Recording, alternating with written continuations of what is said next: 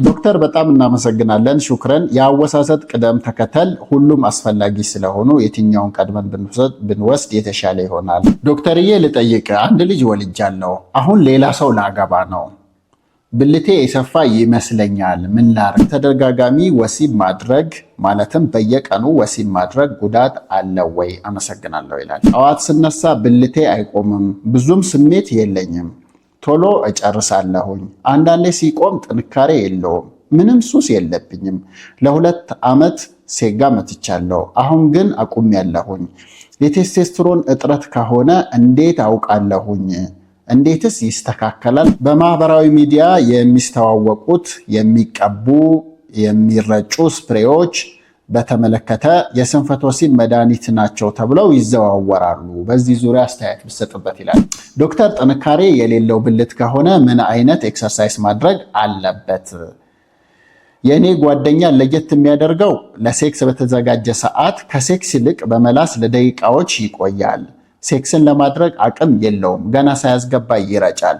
ዶክ በጣም ተቸግሬያለሁ እርዳኝ ይላል። ዶክተር የእኔ የመጀመሪያው ገና መርፌና ክር ሳይሆን ወርማፕ ላይ ያለው ከውጭ ነው የሚፈሰው፣ ግን እዛው ላይ ቶሎ ይቆማል እና እሷ ጨርሳም እኔ አልጨርስም። ዛሬ በዚሁ በዩቲዩብ ኮሜንት ስር የጠየቃችሁኝን ጥያቄ ከነ ማብራሪያው እመልስላችኋለሁ። እኔ ዶክተር ሸምሴ ነኝ።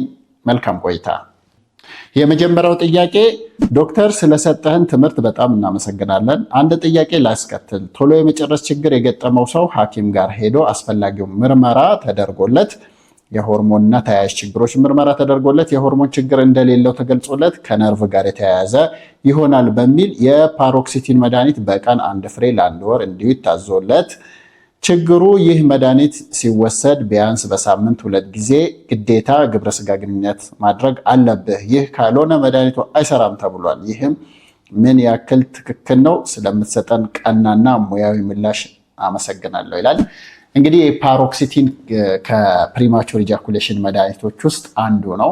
ፕሪማቹር ኢጃኩሌሽን ከዚህ በተለያየ ቪዲዮ መልሻለሁ። ቶሎ የመጨረስ ችግር ላለባቸው ወንዶች ኤስኤስአር የተባሉ መድኃኒት ዝርያዎች አሉ።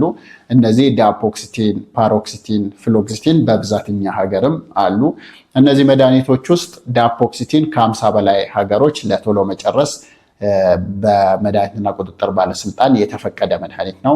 ሌሎቹ ፍሎክሲቲን እና ፓሮክሲቲን ኦፍ ሌብል ወይም ደግሞ ለአንድ ነገር ተመርተው ለሌላ ነገር የሚታዘዙ መድኃኒቶች ናቸው። እነዚህ መድኃኒቶች ለጭንቀት፣ ለድባቴ እነ ፓሮክሲቲን፣ ፍሎክሲቲን፣ ሰርትራሊን የተባሉ መድኃኒቶች የተመረቱ ሲሆኑ ነገር ግን ቶሎ መጨረስን ስለሚያቆዩ ወይም ሳይድ ኢፌክታቸው ቶሎ ለመጨረስ ስለሚጠቅም እነዚህ መድኃኒቶች ከጭንቀት ይልቅ ለቶሎ መጨረስም ሊታዘዙ ይችላሉ። ከነዛ ውስጥ አንዱ ፓሮክሲቲን ነው። ፓሮክሲቲን ለማቆየት በሴክስ ሰዓት ብዙ ሰዓት ለመቆየት በጣም ከፍተኛ ለውጥ የሚያመጣው ነው። አንዳንድ ጥናቶች እንደሚያሳዩት በ10 እጥፍ ያቆያል። ለምሳሌ 1 ደቂቃ የቆየ የነበረን ሰው 10 ደቂቃ እንዲቆይ ያደርጋል። 1 ሰከንድም ከነበረ 10 ሰከንድ እንዲቆይ ያደርጋል ማለት ነው። እንግዲህ ፓሮክሲቲን በዋናነት ዴይሊ ነው፣ በየቀኑ የሚታዘዝ መድኃኒት ነው። በየቀኑ ከ1 ወር እስከ 3 ወር ይታዘዛል። ኢፌክቲቭ የሆነውም ውጤታማ የሆነውም ይሄኛው ነው። ነገር ግን ኦንዲማንድ ወይም ደግሞ እንደ አስፈላጊነቱ የሚታዘዝበትም ጊዜ አለ። ከተወሰደ ከ3 ሰዓት ከ4 ሰዓት በኋላ ግንኙነት ላይ ሊያቆይ ይችላል። ግን በየቀኑ እንደሚወሰደው ኢፌክቲቭ ወይም ውጤታማ አይሆንም ማለት ነው። ፓሮክሲቲን በሰውነት የሚቆየው ለ21 ሰዓት ያህል ወይም ቢበዛ ለ1 ቀን ያክል ነው ማለት ነው። ስለዚህ ዛሬ ወስደኸው ነገ ከ24 ሰዓት በኋላ ላይሰራ ይችላል ማለት ነው። ስለዚህ በዛ ሰዓት ውስጥ ግንኙነት ማታደርግ ከሆነ የፓሮክሲቲን ጥቅም ላይኖር ይችላል ማለት ነው። ለዛም ነው በተከታታይ ሲወሰድ የተሻለ ጥቅም ያለው ማለት ነው። ኦንዲማንድ ሲወሰድም ወይም ደግሞ እንደ አስፈላጊነቱ ከግንኙነት በፊት ከ4 ሰዓት በፊት ከተወሰደም ይሰራል፣ ግን በየቀኑ እንደሚወሰደው ያህል አይሰራም። እንግዲህ የግድ የሚለው የግድ ግንኙነት ማድረግ አለብህ የሚለው መድኃኒቱን ከወሰድከው ግንኙነት ካላደረግ ጥቅሙን ስለማታገኝ መድኃኒቱን መውሰዱ ጥቅም ስለሌለው ነው። 2 የሚለው መሰረት የለውም፣ ግን ግንኙነት ማታደርግ ከሆነ ይሄን መድኃኒት መውሰድ ጥቅም የለውም። ፓሮክሲቲን በሐኪም ብቻና ብቻ መታዘዝ ያለበት በጣም ከባድ ችግር ሊፈጥር የሚችል መድኃኒት ነው በትክክል ካልተወሰደ። ለምሳሌ ፓሮክሲቲን የደም መቅጠን ችግር ላለበት ሰው የመድማት ችግር ሊፈጥርበት ይችላል። ፓሮክሲቲን ሴሮቶኒን ሲንድረም የሚባል አለ። ይህንን መውሰድ የሌለባቸው ሰዎች በተለይ ሌላ መድኃኒት የሚወስዱ ሰዎች ከዚህ ኢንተራክት የሚያደርግ መድኃኒት የወሰዱ ሰዎች ከፍተኛ ችግር ሊፈጥርባቸው ይችላል። ፓሮክሲቲን እንደዚሁ ዝም ብሎ አይቆምም። ለ1 ወር ለ2 ወር ወስደኸው በአንዴ የምታቆመው መድኃኒት አይደለም። በአንዴ ካቆምከው ከፍተኛ ድባቴና ዲፕሬሽን ጭንቀት ውስጥ ሊከት ይችላል። ስለዚህ በሐኪም መታዘዝ ያለበት ክትትል የሚፈልግ እንደዚሁ ደግሞ በሐኪም መቆም ያለበት ወይም ቀስ ተብሎ የሚቆም መድኃኒት ነው ማለት ነው። ስለዚህ ፓሮክሲቲን ሲወሰድ ያሉን ጥያቄዎች ሐኪሙን ጋር ቀርበህ በደንብ እንዲያስረዳ መጠየቅ ትችላለህ። ነገር ግን ግንኙነት ካላደረግ ፓሮክሲቲን በተከታታይ መውሰዱ ጥቅም የለውም። ፓሮክሲቲን በየቀኑ ሲወሰድ ከሳምንት በኋላ ነው ውጤታማ ለውጥ የሚሰጠው ማለት ነው። ዛሬ ወስደው ዛሬ በቂ ለውጥ ላታገኝ ትችላለህ። ዛሬ ከጀመርከው በተከታታይ ለሳምንት ለ10 ቀን 15 ቀን ከወሰድከው በኋላ ጥሩ ለውጥ ይመጣል። ፓሮክሲቲን አንድ ጊዜ ወስደው እድሜ ልክ የሚያድን መድኃኒት አይደለም። ወስደው ስታቆመው እንዳይመጣብህ ሌላ ነገር ካላደረግክ ኪግል ኤክሰርሳይዝ ሌሎች ቴክኒኮችን ካልተጠቀምክ ፓሮክሲቲኑ እንደ ታይፎይድ የሚያጠፋ መድኃኒት አይደለም። ቶሎ መጨረስን ያጠፋልሃል ማለት አይደለም። ስትወስደው ያሻሽላል። ሲቆሙም ቀስ ተብሎ መቆም ያለበት ነው። ለማቆሙም ሌሎች ነገሮችን አድርገህ ራስ መቆጣጠር ስችል ይቆማል እንጂ ዝም ብሎ የሚቆምም አይደለም ማለት ነው። ስለዚህ ስለ ፓሮክሲቲን ብዙ ሰዎች መድኃኒት ትጠይቃላችሁ። ይሄ በዝም ብሎ ከፋርማሲ ፓሮክሲቲን ስጠኝ ተብሎ የሚወሰድ መድኃኒት አይደለም። እንደ ቪያግራም አይደለም። ከዛም በላይ ችግር ሊፈጥር ይችላል ማለት ነው። የመጀመሪያው ጥያቄያችን አይ ቲንክ የተመለሰልህ ይመስለኛል። ይህን ይመስላል። ሁለተኛው ጥያቄ ዶክተር በጣም እናመሰግናለን፣ ሹክረን። የአወሳሰድ ቅደም ተከተል ሁሉም አስፈላጊ ስለሆኑ የትኛውን ቀድመን ብንወስድ የተሻለ ይሆናል የሚል ጥያቄ ጠይቋል። ይሄ ሰፕሊመንቶች ወይም ደግሞ አጋዥ ንጥረ ነገሮችን በሰራሁት ቪዲዮ ላይ ብዙ ሰፕሊመንቶችን ወደ 11 አይነት ሰፕሊመንቶች ሰርቻለሁ እና እነዚህን ሁሉንም መውሰድ ላይችል ይችላል ብዙ ሰው። ግን የትኞቹ ተመራጭ ናቸው ወይም ደግሞ ቢያንስ ቀድመን መውሰድ ያለብን የትኞቹን ነው? በቀንስ ምን ያህል ሰፕሊመንት መውሰድ እንችላለን የሚል ጥያቄ ቀርቧል። እኔ ቀድማችሁ እንድትወስዱ የምፈልገው መጀመሪያ በጣም ወሳኝ የሆኑትን ነው። አንደኛው ቫይታሚን ዲ ነው። ምክንያቱም ብዙ ሰው ቫይታሚን ዲ እጥረት አለው። ቫይታሚን ዲ ዝቅ ሲል ደግሞ ቴስቴስትሮን እንዳይሰራ ያደርጋል። ስለዚህ ሴክሹዋል ፐርፎርማንስን ይቀንሳል። በአጠቃላይ እንቅልፍ አሪፍ እንዳይሆን፣ ድካም እንዲኖር፣ ብዙ የጀርባ ህመም እንዲኖር ያደርጋል። ስለዚህ ቫይታሚን ዲ ከ1000 እስከ 2000 በቀን ቫይታሚን ዲ ብዙ ሰው ወንዶች ቢወስዱ ይጠቀማሉ። ነገር ግን የተሻለው መንገድ ቫይታሚን ዲን ቢያንስ አንድ ጊዜ የደማችሁን የቫይታሚን ዲ መጠን ቼክ አርጋችሁ፣ እንደዚሁ ደግሞ ሌላ ችግር በተለይ የኩላሊት ጠጠር እንደሌለባችሁ ቼክ አርጋችሁ ብትወስዱት የተሻለ ነው ማለት ነው። ሁለተኛው ደግሞ ማግኒዥየም ነው። ማግኒዥየምም እንደዚሁ በጣም በርካታ ሰዎች የማግኒዥየም እጥረት አላቸው። ችግሩ ማግኒዥየም በደም ሲለካ አስተማማኝ ውጤት አይኖርም። ስለዚህ ማግኒዥየም ብዙ ሰዎች ስለሚጨነቁ ማግኒዥየም ራሱ ጭንቀት እንዲባባስ ያደርጋል። ጭንቀት ደግሞ ማግኒዥየም እንዲቀንስ ያደርጋል። ስለዚህ ማግኒዥየም ቢወስዱ በተለይ ስራ የሚበዛባቸው ጭንቀት የሚበዛባቸው ወንዶች እንቅልፋቸው የተስተካከለ ይሆን፣ ስትረስ እንዲቋቋሙ ወይ ጭንቀት ደግሞ እንዲቀንስላቸው ማግኒዥየም ይረዳል። ማግኒዥየም ከ350 እስከ 400 ሚሊግራም በየቀኑ ቢወስዱ ይጠቀማሉ። እንደገና አሁንም ማግኒዥየምም ከመውሰድ በፊት ቢያንስ የኩላሊት ምርመራ እና የኩላሊት ጤናን ቼክ ማድረግ የተሻለ ነው። ሐኪም ደግሞ ቢያዝላችሁ ማግኒዥየም ሰፕሊመንትም ቢሆን ራሳችሁ ገዝታችሁ መውሰድ የምትችሉት ቢሆንም ተመርምራችሁ ብትወስዱት የተሻለ ሴፍ ይሆናል ማለት ነው። በሶስተኛ ደረጃ ፊሽ ኦይል ነው። ፊሽ ኦይል ወይም የአሳ ዘይት ወይም ኦሜጋ 3 የምንለው ለአእምሮ ጤና፣ ለልብ ጤና፣ ለመገጣጠሚያ ጤና እንደዚሁ አጠቃላይ ጤናን ስለሚጨምር ሴክሹዋል ሄልዝንም ወይም ለስነ ሩካቤ ጤናም አስፈላጊ ሰፕሊመንት ነው። ስለዚህ በቀን እነዚህን ሶስቱም መውሰድ ትችላላችሁ። ማግኒዥየሙ ማታ ማታ ቢወሰድ ጥሩ ነው። እራት ከተበላ በኋላ ከመተኛት ከ30 ደቂቃ ከ1 ሰዓት በፊት ቢወሰድ ጥሩ ነው። የአሳ ዘይቱን ጠዋት መውሰድ ትችላላችሁ። ቫይታሚን ዲውንም እንደዚሁ ጠዋት መውሰድ ትችላላችሁ ማለት ነው። በተለይም ቫይታሚን ዲው ቅባታማ ምግብ ያላቸው ነገሮች ከበላችሁ በኋላ ብትወስዱ የበለጠ ወደ ሰውነት ይሄዳል ማለት ነው። ከነዚህ ከሶስቱ መጀመር ትችላላችሁ። ነገር ግን አሪፍ የሚባለውና የተሻለው የጤና ሁኔታችሁን ቼክ አድርጋችሁ ሐኪማችሁ ደግሞ የሚመርጥላችሁን ሰፕሊመንት ብትወስዱ ከእናንተ ጋር ስፔሲፊካሊ፣ ምክንያቱም ሁሉም ሰው አንድ አይነት ስላልሆነ ከእናንተ ደግሞ ይሄ ለእናንተ የተሻለ ነው የሚለውን ሐኪም ቢመርጥላችሁ የተሻለ ነው። ካልሆነም ግን በእነዚህ መጀመር ትችላላችሁ ማለት ነው። ሌላኛው ጥያቄ ዶክተርዬ ልጠይቅ፣ አንድ ልጅ ወልጃለሁ። አሁን ሌላ ሰው ላገባ ነው። ብልቴ የሰፋ ይመስለኛል። ምን ላድርግ እባክህ መልስልኝ ብላ ጠይቃለች። አንዷ ደግሞ እንግዲህ የብልት መስፋት ወይም ቫጃይናል ሉዝኒንግ የምንለው በተለይ ሴቶች በምጥ ከወለዱ በኋላ ፔልቪክ ትራውማ ስለሚኖረው ቫጃይና ስትራች ሆኖ ሉዝ ሊሆን ይችላል፣ ከምርም ማለት ነው።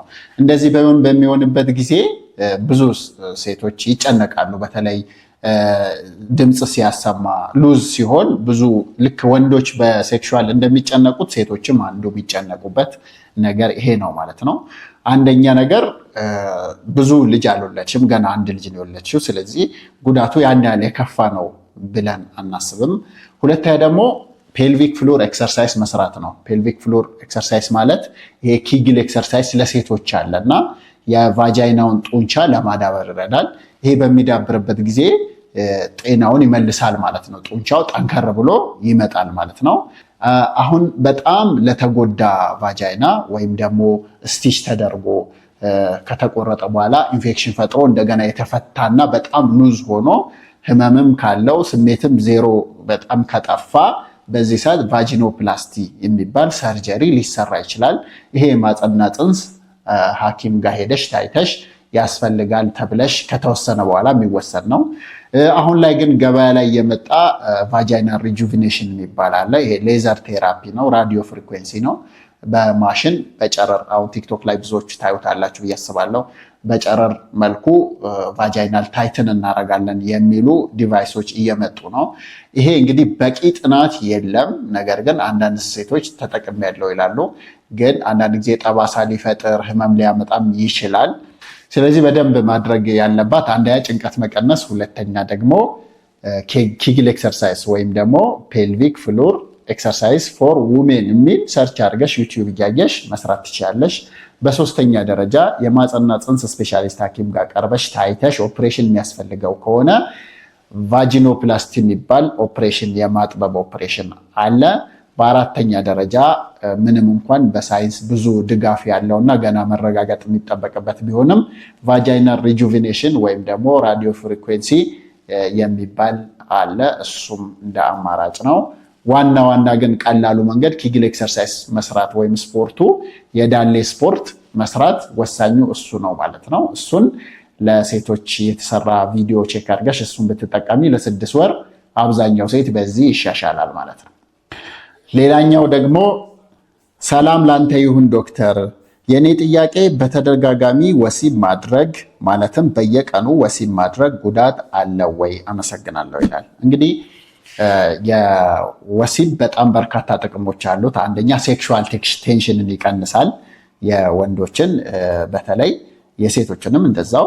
ጥሩ ሴክስ ካደረጉ በኋላ ደስ የሚል ስሜት ይሰማቸዋል፣ ጭንቀታቸውን ይቀንሳል፣ እንቅልፍ እንዲሻሻል ያደርጋል፣ አጠቃላይ ጤና እንዲሻሻል ያደርጋል ማለት ነው። ስለዚህ ወሲብ የሚመከር ነገር ነው። በተለይ ያው ለልጅ እንደሆነ ደግሞ ታውቃላችሁ፣ ልጅ የሚፈልጉ ሰዎች በሳምንት ከ3 ጊዜ እስከ 5 ጊዜ እንዲያደርጉ እንዳውም ይመከራል ማለት ነው። በየቀኑ ሴክስ ማድረግ ምንም ችግር አይፈጥርም፣ ሁለቱ ላይ ሚስማችድ ሊቢዶ ከሌለ በስተቀር። ሚስማችድ ሊቢዶ የምንለው አንደኛው ወገን ብዙ ይፈልጋል። ለምሳሌ ብዙ ጊዜ የሚገጥመው ወንዱ ነው፣ በየቀኑ ግንኙነት ማድረግ ይፈልጋል።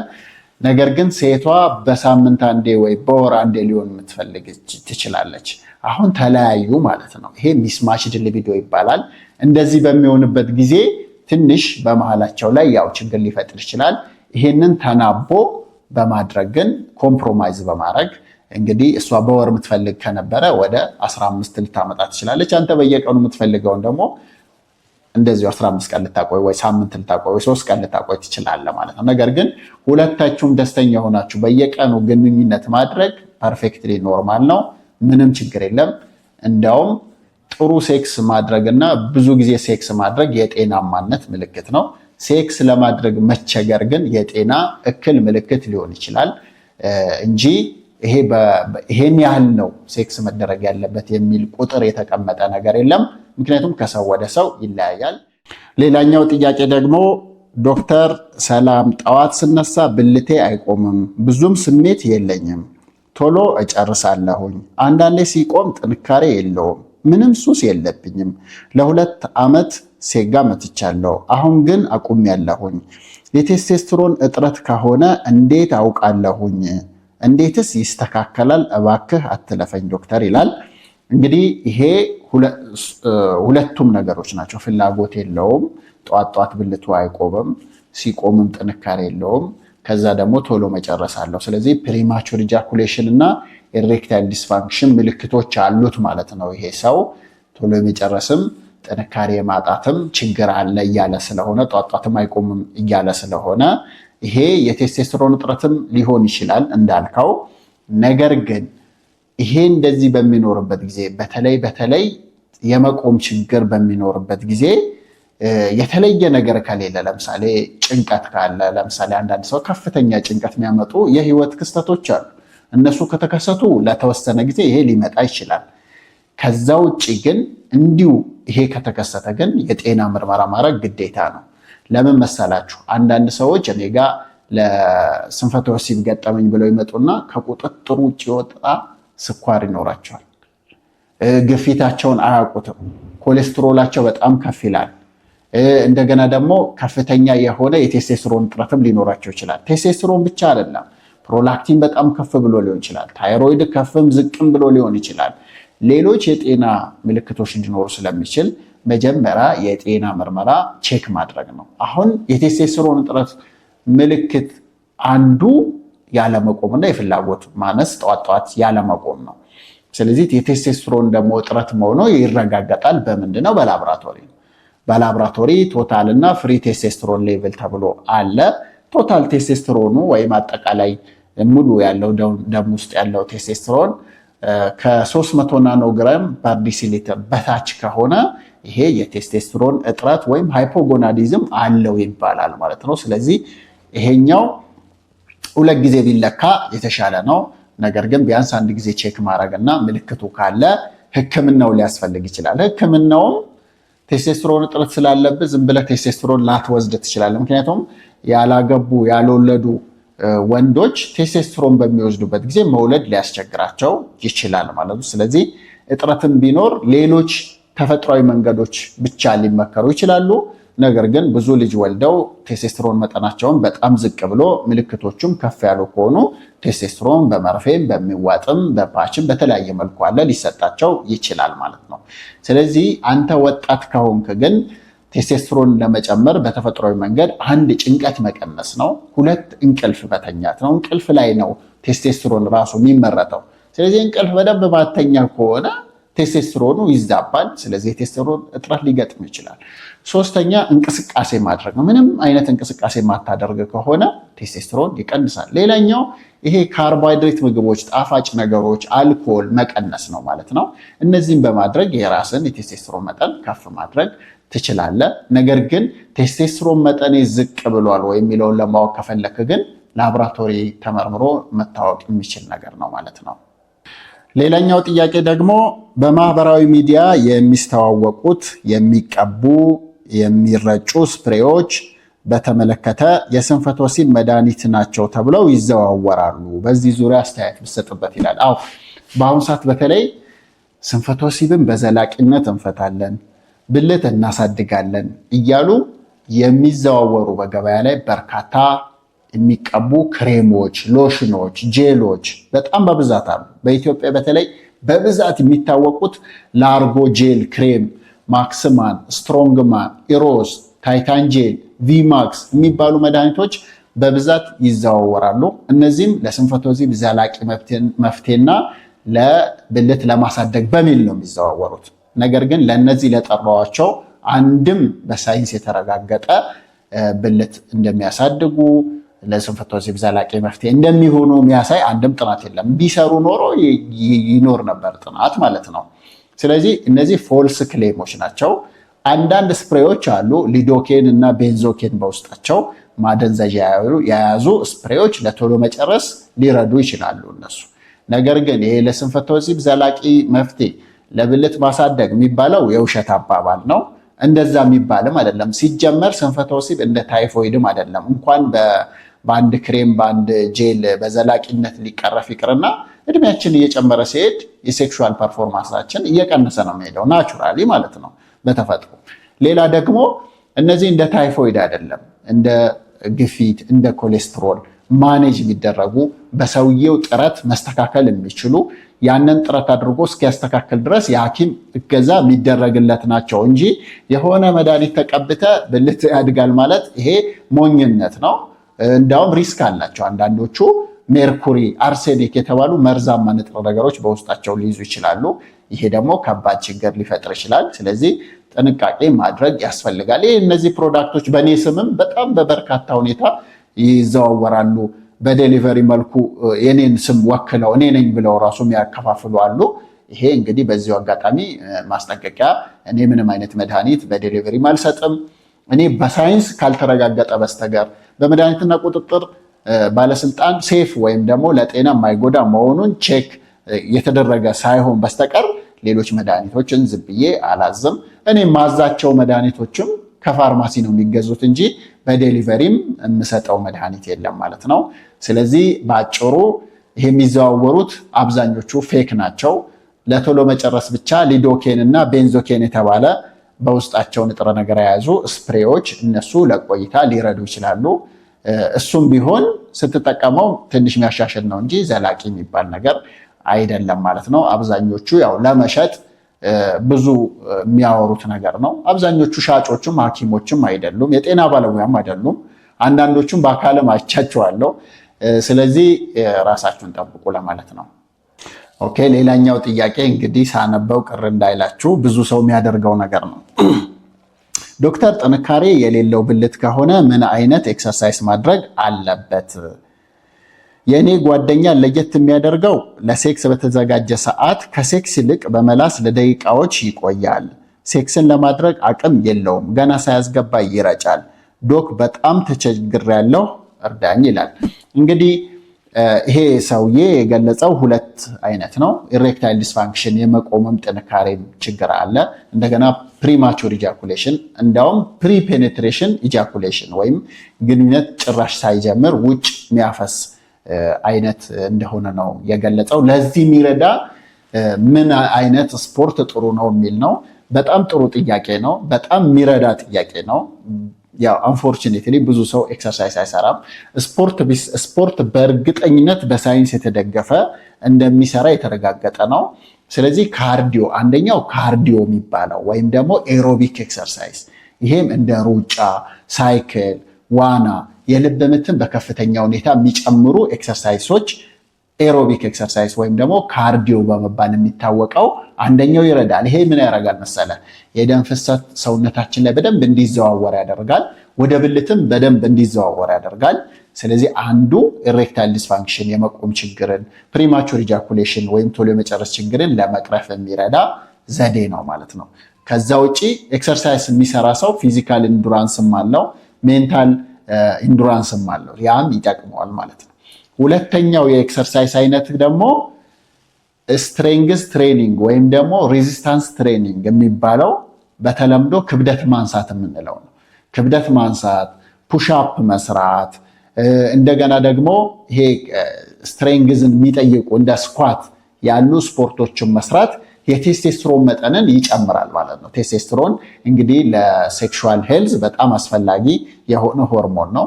ስለዚህ የተወሰነ ቀን ካርዲዮ፣ የተወሰነ ቀን ደግሞ ስትሬንግዝ ወይም ሬዚስታንስ ትሬኒንግ እንደ ፑሽአፕ፣ እንደ ስኳት እና እንደ ዴድሊፍት እንደ ክብደት እንደ ማንሳት ቀላቅሎ መስራት ለሁለቱም ይረዳል። የደም ዝውውርም እንዲስተካከል ይረዳል፣ ቴስቴስትሮንም እንዲጨምር ያደርጋል ማለት ነው። በሶስተኛ ደረጃ ኢፌክቲቭ ወይም ውጤታማ ኤክሰርሳይዝ የሚባለው ኪግል ኤክሰርሳይዝ ነው። ኪግል ኤክሰርሳይዝ የሚባለው የዳሌ አካባቢ ስፖርት ነው። በተለይ ይሄ ኪግል የቡልቦ ካቨርነስ የተባለ ለኢሬክሽንም ለኢጃኩሌሽንም የሚረዳ የብልት አካባቢ ጡንቻን በማጠናከር ለስንፈተ ወሲብ በጣም የሚረዳ ስፖርት ነው ማለት ነው። ስለዚህ እነዚህን ስራ፣ አንድ ኤሮቢክ ኤክሰርሳይዝ ትሰራለህ፣ ሌላ ቀን ደግሞ ሬዚስታንስ ትሬኒንግ ወይም ደግሞ ስትሬንግዝ ትሬኒንግ የሚባለው እንደ ፑሽአፕ፣ ስኳት እና ዌይት ሊፍት ክብደት እንደማንሳት ያለውን ትሰራለ። ከዛ ደግሞ ምን ትቀላቀልበታለ? ኪግል ኤክሰርሳይዝ ትሰራለ። ኪግል ኤክሰር እነዚህን ሶስቱን ብሰራ 70 እስከ 80% የመሻሻል እድሉ በጣም ከፍተኛ ነው። ይሄ ማለት ከመድኃኒት ኦልሞስት ተቀራራቢ የሆነ ለውጥ ማለት ነው። ምንም ሳይድ ኢፌክት ሳይኖረው ሌላ የጤና ጥቅም እያለው እነዚህ ታገኛለህ ማለት ነው። እነዚህ ስፖርቶች ኢፌክቲቭ እንደሆኑ በሳይንስም የተረጋገጠ ነው። ችግሩ ብዙ ሰው አይሰራቸውም ነው። ኦኬ፣ ሌላኛውም ጥያቄ እንግዲህ ሳነበው ያው ግራ እንዳትጋቡ ቀጥታ እንደወረደ ነው ማነበው። ዶክተር የእኔ የመጀመሪያው ገና መርፌና ክር ሳይሆን ወርማፕ ላይ ያለው ከውጭ ነው የሚፈሰው፣ ግን እዛው ላይ ቶሎ ይቆማል እና እሷ ጨርሳም እኔ አልጨርስም፣ ችግሩ ምንድን ነው ይላል። ይህ እንግዲህ ሲቪር ፕሪማቹር ኢጃኩሌሽን ወይም ደግሞ ከበድ ያለ ቶሎ የመጨረስ ችግር የምንለው ነው። በወርማፕ ጊዜ ኢጃኩሌት ያደርጋሉ ወይም ፈሳሽ ሙሉ በሙሉ ይወጣል። ከዛ በኋላ ግን ኢሬክሽኑ ሳይጠፋ ወይም መቆም ሳያስቸግራቸው ነገር ግን ሁለተኛው ዙር ፈሳሽ አይወጣቸውም። የሁለተኛው ዙር ዲሌይድ ኢጃኩሌሽን ወይም አንኢጃኩሌሽን ይሆናል ማለት ነው። በመጀመሪያው ውጭ ፈሷል፣ ውስጥ ላይ ግን ጥንካሬውን አላጣም፣ ነገር ግን ፈሳሽ አይወጣም ማለት። ይሄ የሚያስቸግረው ለመውለድ ነው። ውጭ ከፈሰሰና ውስጥ ላይ ምንም ማይፈስ ከሆነ መውለድ ሊያስቸግር ይችላል። ሌላ ደግሞ እሷንም አንኮምፈርተብል ሊያደርግ ይችላል። ፕሪማቹር ኢጃኩሌሽን ነው። ግን ችግር ሊፈጥር የሚችለው መውለድ እየፈለጉ መውለድ ሊያስቸግር ይችላል። ነገር ግን ይሄም መታከም ይችላል ማለት ነው። ምክንያቱም የመጀመሪያው ዙር ረዘም እንዲልና ኢጃኩሌሽኑ ማህፀን ውስጥ እንዲሆን ማድረግ ነው ማለት ነው። ይሄን በማድረግ መውለድ ይችላሉ፣ ሌላ የስፐርም ችግር ከሌለ ማለት ነው።